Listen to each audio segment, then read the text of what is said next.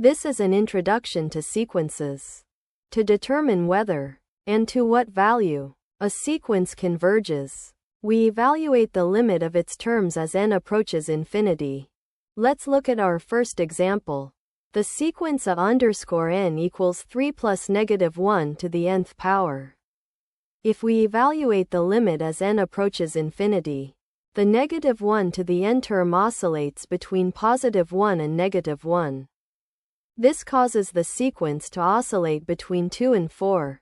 Because it doesn't approach a single value, the sequence diverges. In example 2, we have the sequence b_n equals n over 1 minus 2n. Taking the limit gives the indeterminate form infinity over infinity. So we apply L'Hopital's rule by taking the derivatives. This evaluates to -1/2, meaning the sequence converges.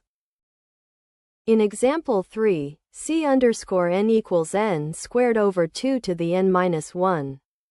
Applying L'Hopital's rule once gives 2n over the natural log of 2 times 2 to the n. This is still infinity over infinity.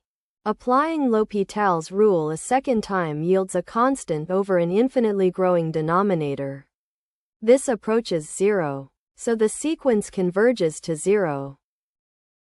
There are several core properties for limits of sequences.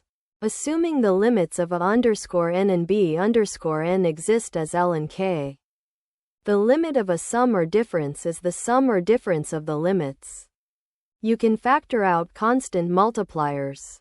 The limit of a product is the product of the limits. And the limit of a quotient is the quotient of the limits, provided the denominator is not 0. Now let's look at the squeeze theorem.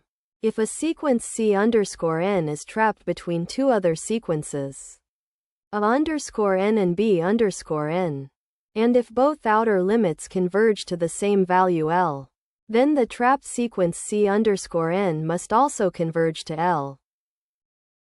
Let's apply this to an example.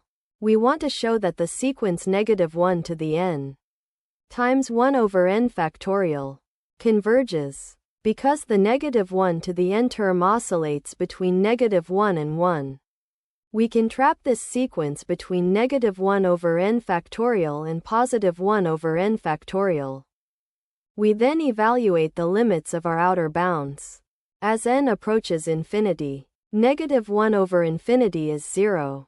Similarly, +1 over infinity is also 0. Since both outer bounds approach 0, by the squeeze theorem, our sequence c_n must also converge to 0.